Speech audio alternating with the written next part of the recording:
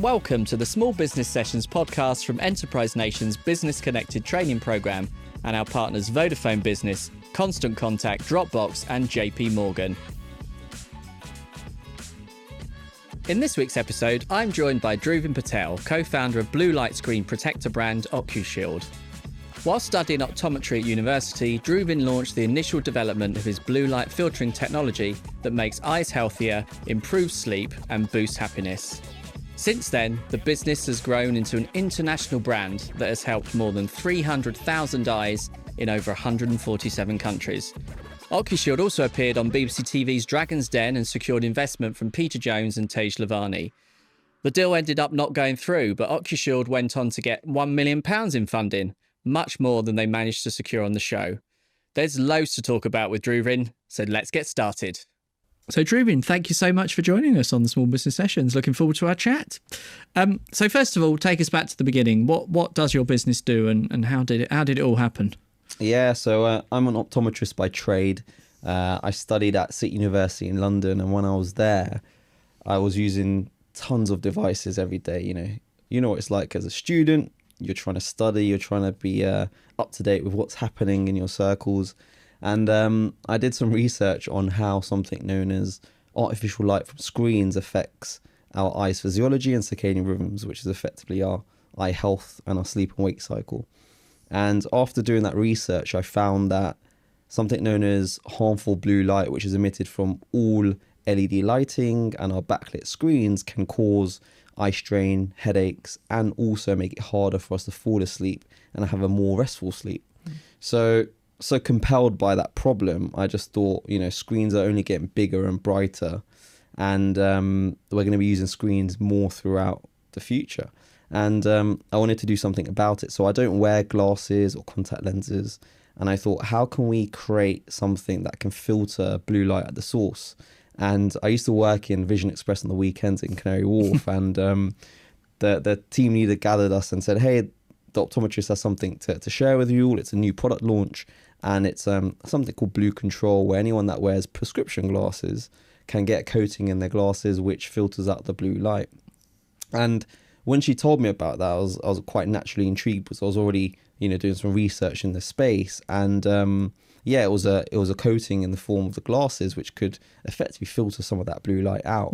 And because I don't wear glasses, I thought, how can we take that technology and put it into a format that goes directly onto the screen itself, so people like myself who don't wear glasses can enjoy the benefits, or for example children who are always using devices can also use something like this. And that's where my journey began. I got a grant from the university, and it allowed me to bootstrap the business and create the first prototype. And when I had the first prototype, I secured about 1,000 pre-orders. I put up a Wix.com website, and I was doing, speaking to a lot of people, got lots of email addresses, and somehow got 1,000 pre-orders. And I was like, right, I've got enough money to make the first batch of products. And I launched it whilst I was at university, and it was almost like a side hustle at the time. And then I finally qualified as an optometrist 2 or 3 years later, and that's when I went full-time onto the business with Ocushield, which effectively is a consumer goods brand now. So how did you get it made in those early days? Like you say, you were a student with a Wix.com website, but you had some pre-orders. So how did you get that first product made? Yeah, sure. So when I was at university, I relied on some of the expertise at the university. So there was a faculty member called Steve Gruppetta, and he was a leader in optics, which is all stuff physics and light based. And, he helped with the science part of things. And, being a consumer myself, when you turn products over, most of them say made in China, right? So I thought, right, most of the world's products are made in the Far East. And I did what most people do. They end up on Google. How do you find manufacturers in the Far East? And actually, I found an agent who, effectively is someone that has feet on the ground in the Far East, and you tell them what you're trying to do. And effectively what this agent did for me was they sourced people already making screen protectors, and they said, right, Dhruvin has this technology, he has a pigment and a dye and this coating he wants to put on the screen protectors. Can you combine the two together? So he went to, maybe 5 manufacturers, and then we negotiated with them how able they were to make the product, and then the commercials and the pricing, etc. And then, yeah, through a matter of creating, through that research and development, we got to a point where we're happy with the product, and we could launch the business effectively with our first product, which was a screen filter for an iPhone device. So you made an interesting point about, you did it at university and then you got a grant, and there is a lot of, university entrepreneurship is a thing, isn't it? And there is money for student entrepreneurs.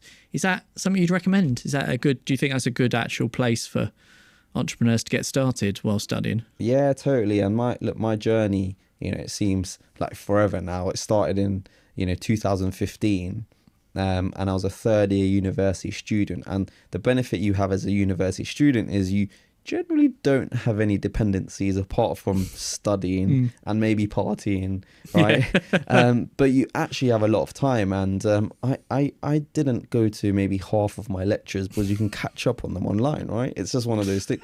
Like, the way I studied was I cram last minute and then go and regurgitate that information, and then the exam's done, right? Right, okay.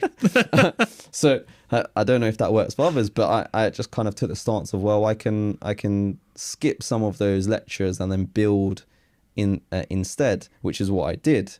And at university, you have the perfect platform to do that, because you also have the support of the university. So most universities, as you said, have a department which supports enterprise. If they have a business school, even better. But even outside of that, they have incubators or accelerators that can help you say, right, you want to create something, how do you go from A to B? And City University did have that. Their sister school is called Cass Business School. It's renamed to Bayes School now, but they actually had a competition called City Spark, and that's where I entered into and where I won the grant funding. But I entered with a product idea, and they take you through, right, how do you develop out a business plan? And we had to go through a couple of stages. One was pitching to the public. We had to wow people. There was about 30 business ideas all on stands, and we're all pitching our idea and why we should convince the public to vote for us. I did cheat a little bit. I had a lecture just before one that I actually went to, and I got to the front of my lecture studio, and there was about 100 other students in the optometry class, and I said, "Hey guys, I've got this competition in about 15 minutes. I'd love if you can come and support."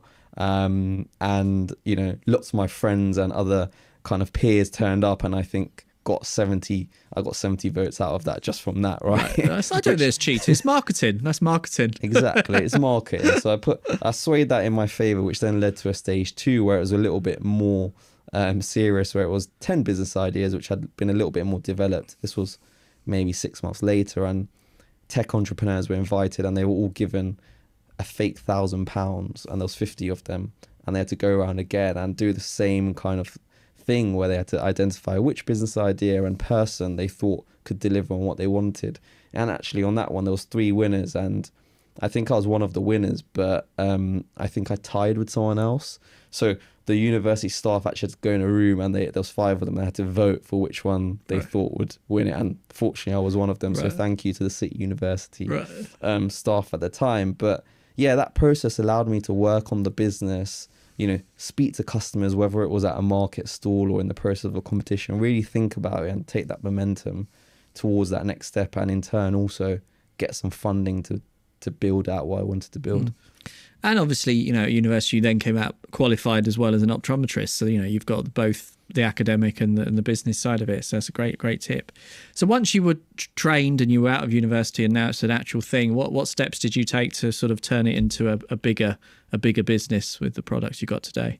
Yeah, sure. So when I was studying, and in optometry, you have to do something known as a pre-registration year or 2, where you work in practice and you're doing exams as well as practicing and testing eyes. So I was shipping product from my university dorm room to home. In that process, you do everything. You're handling customer support, social media, whatever else it is. But in those 2 to 3 years before I fully qualified, which was in 2018, I realized that I had to start working on the business, not in it, to really grow it. And I was very much so being the operator, touching everything.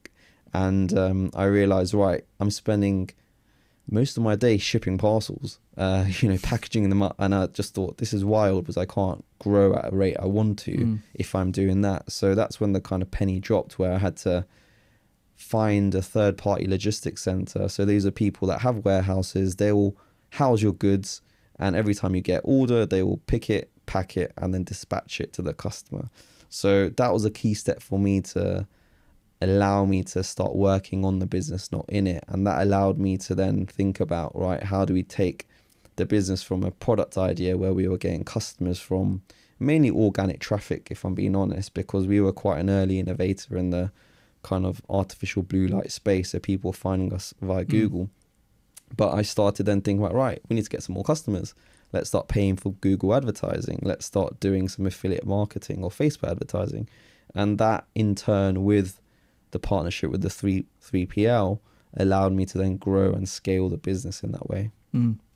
And so when did Dragon's Den happen? That was, what year was that? So Dragon's Den was 2021/2022. So how did that come about? Why did you decide that was an option for the business? So yeah, Dragon's Den for me. So I, rewinding a little bit to 2018 when I went full time, I actually met my co-founder and also first investor in the business, Asad.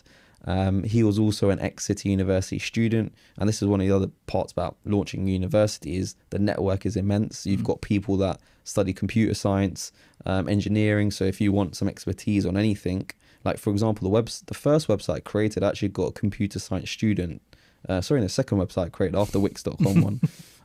To create it because it needed some more capabilities, and it was someone that I met from another society. His name's Rishi, so shout out Rishi if you're watching. But he created the website for like 250 quid, and it was everything I needed at that time.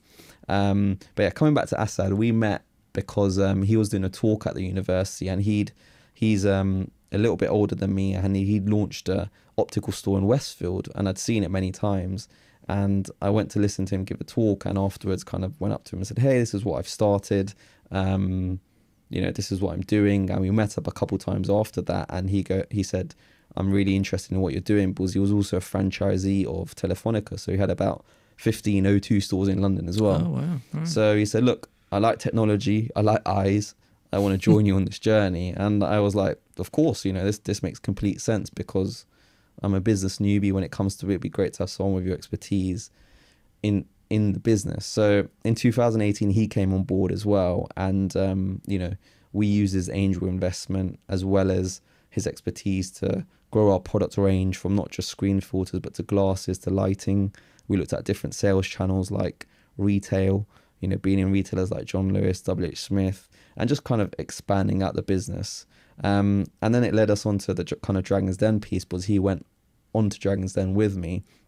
And it was actually, it was the year of the pandemic, which is, I believe is 2020, right? Yeah. That's when it started. Yeah. So I remember I got a email in February from a BBC researcher, and it was from Dragon's Den. And I was like, oh, this is really interesting, because I've watched Dragon's Den growing up, and I was like, I always want to be on that program, right? Like I've watched it with my family, and we absolutely love it.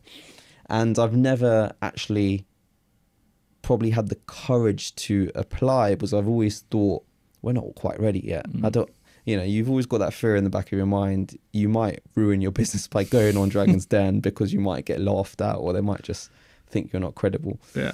But because the researcher reached out to me, I kind of thought, oh, this is a good sign. This means that we might be ready to, go onto the program. Anyway, he reached out and said, look, we think you'd be a great fit for the program.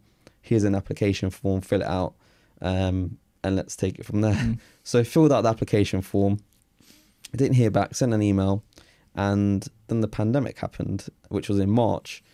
So I continued to follow up, didn't hear back, of course, because the pandemic happened. And finally in August, I got a reply, and effectively, I think the researcher's name was Tom. I thought he ghosted me, but he was just, the pandemic obviously affected everything. He said, look, we're restarting operations.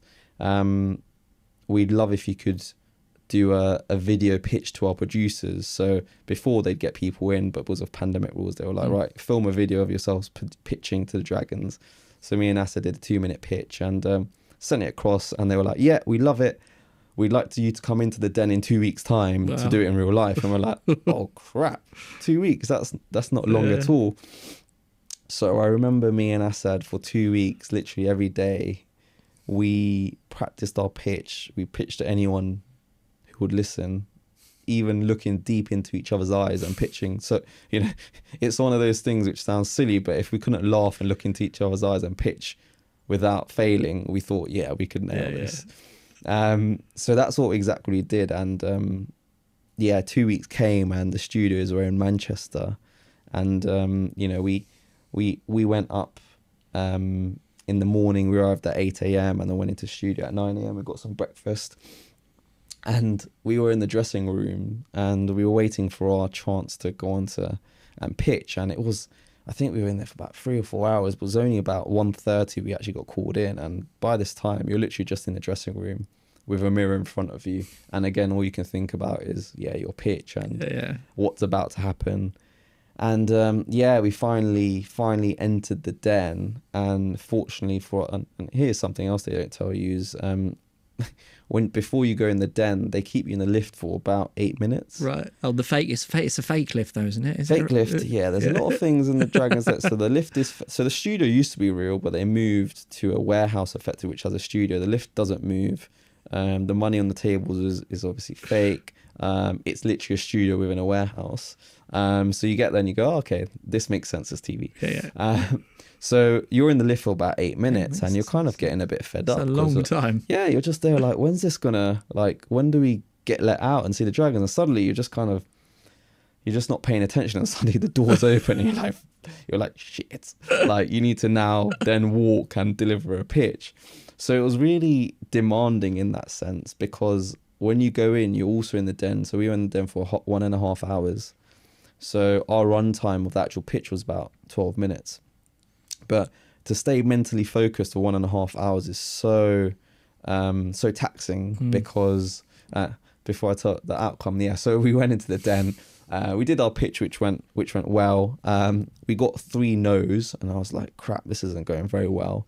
And then suddenly, the 2 dragons we wanted, Peter Jones and Tej Lavani, they started fighting over investing in the business. And me and Asad just stood there, and we kind of were just observing. We didn't want to kind of interrupt them while they were kind of arguing over why they should be the investor in our business. It made great TV. But yeah, in the den, we managed to negotiate both Tej and Peter to make an offer to invest in Ocushield. So we did walk away with some offers and an investment in the business, which was great. And afterwards, me and Asad wanted to celebrate, but because it was so mentally draining, we literally had dinner, and I don't think we said much to each other because we were so tired. And we couldn't even celebrate. We just kind of, Asad drove us both home, but it was just like, so demanding in that sense. But you don't get to see obviously all of that from the sort of 10 minutes that it ends up being on the show.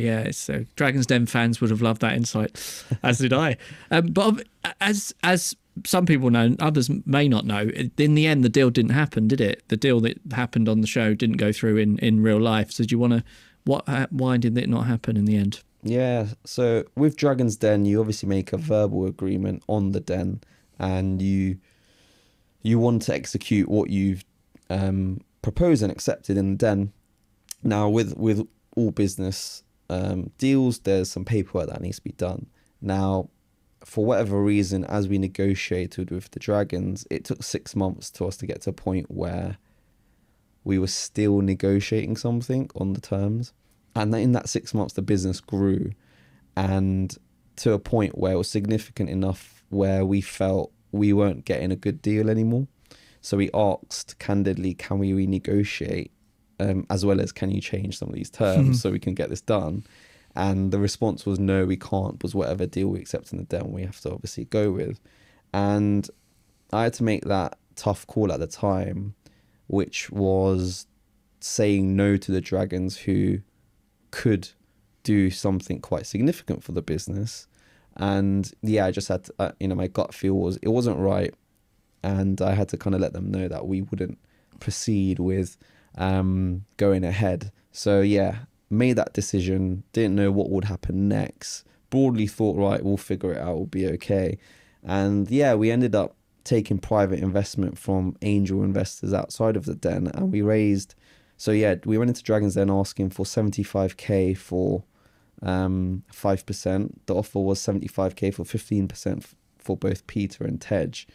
And yeah, 6 to 9 months later, we raised just under £1 million for less than how much we would have given to the Dragons. Yeah. So it worked out in the end, but you know, I wouldn't have known at that point, but I just had to go with what was in front of us in terms of how to move forward. Big thanks to Vodafone Business for sponsoring this podcast. VHub from Vodafone Business has supported over 1 million SMEs, providing expert advice on a range of topics that matter to small business owners everywhere. Access VHub for a free one-to-one consultation with an expert advisor and get support tailored to your business. Book your free consultation with a VHub advisor today. Find more details at vodafone.co.uk/VHub. But I guess it has a significant impact being on the show. I mean, you hear this a lot about, you know, website traffic and stuff, you know, that did it have a significant impact on product sales? And obviously, do you think that the investors you did end up going with, you know, did it have an impact on them as well? Yeah. So I had an airing with my friends and family the night, and I had my laptop there at the same time. Like I had one eye on the telly and then one eye on the laptop. And we were just watching the traffic and everything happening. And yeah, it's monumental. Like the platform Dragon's Den and the BBC gives a new business is incredible. So on that day itself, your traffic, you know, our traffic drived up about 7 times its average amount, and that was sustained for a week. And then you have a tail of after the week as well, where you're still getting people discovering you because they're watching on iPlayer or watching, you know, a rerun on the television. So that impact is just fantastic. And to your point with the angel investors afterwards, I think it definitely contributed, because with angel investors, they generally look at the business, they speak to you, they look at some material, and then they generally make a decision in a short time frame. And a lot of them would have done research and their own due diligence and would have seen how we presented on Dragon's Den, and they would have seen that the Dragons were interested. So I'm sure those soft touch points supported their decisions to be like another green tick in their head to help them make a decision. So I think that definitely supported our future fundraising endeavors in a positive way. So you've raised several more rounds of funding since. What's your advice for entrepreneurs, you know, for funding, other than maybe going Dragon's Den, or maybe that is part of the strategy? But what is your advice for getting funding? Yeah, I think there's different routes for different types of businesses. Ultimately, the best thing you can do is try and develop a product and get traction without any capital, because if you can do that, you're going to have a better bargaining chip. When you want to raise capital, you're going to give away less of your business, right? If you can't do that because you need some money to create the product in the beginning, then you've got a couple approaches. First is friends and family. So those around you that might support your kind of plans. Previous employers, for example, or previous colleagues who know you well and know that from when you've worked with them, you know, you do a good job and they could probably back you with whatever you've got going on. So I think that's one tangent. The second is you can get kind of startup loans from the British Bank, Virgin Startup, and you can look at that, as well as grants like Innovate UK. And then last is angel investors. I think when you're really starting out in that initial phase, is angel investors are people that like risk. They like to bet on the next big thing, and looking to find angel investors, whether it's through direct messaging them on LinkedIn, finding them and then emailing them, or through syndicates which exist all across the country. You know, by doing a quick Google, you can find angel syndicates that allow you to find those angel groups. But I think when raising funds, it's just super important. There's, you know, whether it's angel investments, loans or grants, it's super competitive. So whatever you can do to put more confidence in your direction, do it. And that looks like building something already, getting the traction, having some line of sight on where you might get to and some contracts or anything like that. That's all going to help. I do feel people get carried away with the fundraising side before even thinking of actually what can I do myself, and you'll be surprised what you can do yourself on a shoestring budget before having to raise the big dollars. What about managing that? You've now got several investors now involved in the business. So what about managing those investors? Because it's not just about getting the money, is it? You've then got to keep them happy and show that you're growing. What's your advice on, managing that investor relationship? Yeah, with investors, it's you've got to pick your investors very wisely, because your investors are going to be with you for a long time. It's almost like a marriage. So, you've got to pick them wisely in the same way they would with you. And with all relationships, the main thing is transparency and communication. So we communicate regularly with our investors. We try to maintain that relationship as best as possible. We have some investors that don't care. Like, for example, they've put their money in, they want to see the return at X amount of date. Yeah. They don't want to be involved too much. And you've got some that are hands-on, which is why they might have been brought on in the first place, because they can add value. But it's all about maintaining that communication for both sets. And, businesses have their ups and downs, and you've got to be able to lean on them and communicate at the same time when things are bad, so they can help if needed. Or even when things are good, they can say, right, how can you do more with this recent win that you've had? How can we leverage that to get more business or whatever else? So I think the communication aspect is really key, and staying transparent with them. I think a lot of people take the money, go away, do what they need to do, and then only come back when maybe things are bad. Yeah. And investors were like, well, you didn't stay in touch throughout, but now you need something else, or so it doesn't set the right tone in that sense. Yeah. You've now been in business a while. What are your thoughts on the UK as a place to run a business? Do you think it's a good environment for startups? There's enough support, or what? If not, what else do you think is needed? Yeah, I think the UK is a great place to start a business because the infrastructure is there. You talk about startup loans. You've got the British Bank that supports a lot of these organizations that allow you to get funding to build out your business. But then also the tech ecosystem here. You've got Tech Nation, which supports startup businesses in the tech realm, and we've got so many positive stories of unicorns starting from the UK, if that's what you want to do, right? We don't all have to create a unicorn, right? And there's a different lane for different types of businesses, right? Some people might build a £1 million business, some people might build a £50 million business, and some people might build a unicorn, but there's different layers to it. Yeah. And I think with the UK, you have the ability to do all of that. I think there's the right support and infrastructure around.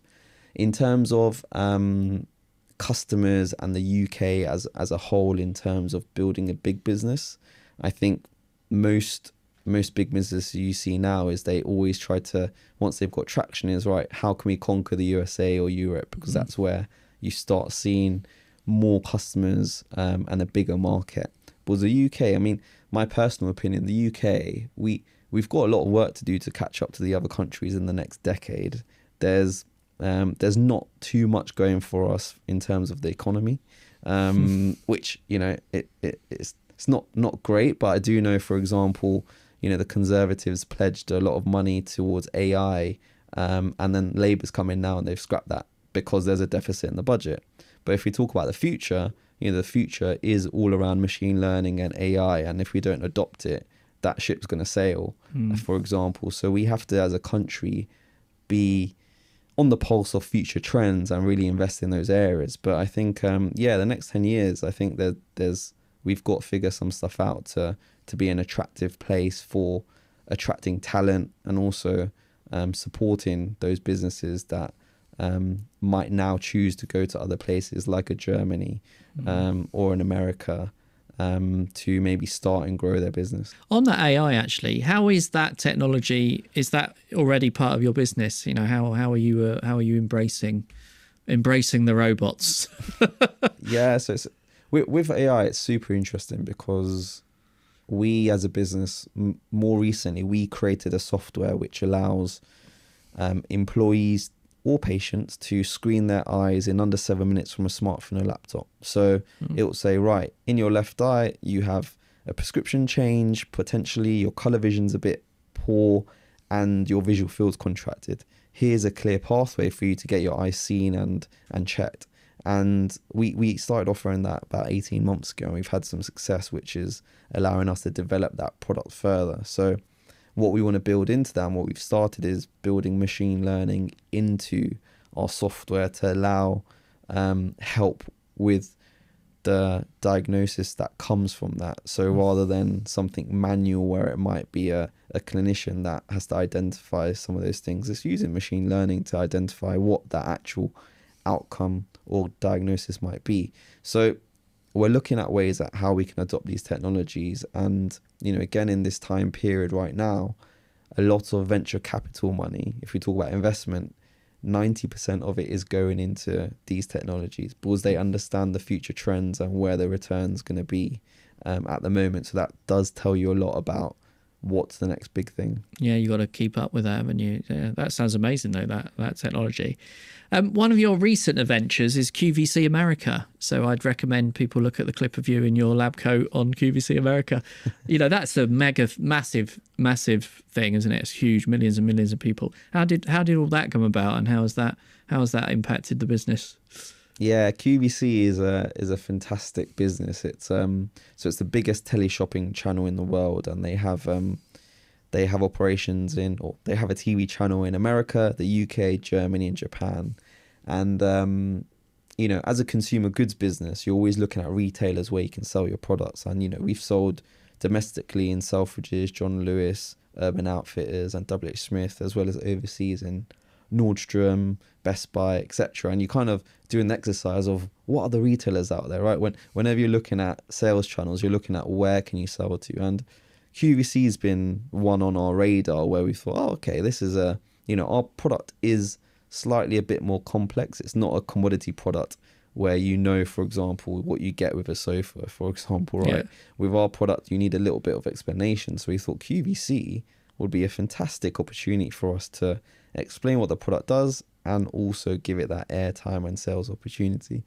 So with QVC, we've had them on our radar, and about 3 years ago, we got contacted by an agency out in America who basically take brands onto QVC, and we got the email and we were like, it's very unusual for companies to approach you and say, look, we can help you basically get onto the biggest teleshopping channel in the world. And, you know, we started speaking to them, and they'd work with brands like Dyson, Ring Doorbell, and we like, okay, these guys are for real. Yeah. And we kept conversing with them, and, you know, they put us in front of the QVC buyers. And it took an extremely long time because you have to convince the buyers, just like with most traditional retail, is, you know, if the buyer, it's not the right time, or they don't understand it or love it, then they're not going to want to jump on board. But more recently in this year, you know, the buyers, 12 months ago, they loved it. There was a change in personnel. They understood the product. They thought there was a need, was now we're using screens more than ever. And yeah, a year ago, they wanted to proceed. And the reason why it took so long was we had to get a lot of the finer detail sorted. So things like having enough inventory. So when you go onto QVC, there's a minimum requirement that you have a certain amount of inventory, because they know when you go on air, there's going to be a certain element of demand. And they know how much a minute of airtime costs them as a business. So they go, if we bring you on air, we need to know that you have enough supply to fit that demand. So as a business, we had to work through all these commercials and inventory, get that into place, into the right operation center, which was QVC certified, all of this jazz. Really boring stuff. But it meant that it delayed everything for such a long time. And then it finally came about, and we went and aired on QVC in 2024, kind of Q2 period. And their studios are in Philadelphia in America. And they asked, you know, do you want to be a guest because you're an optometrist?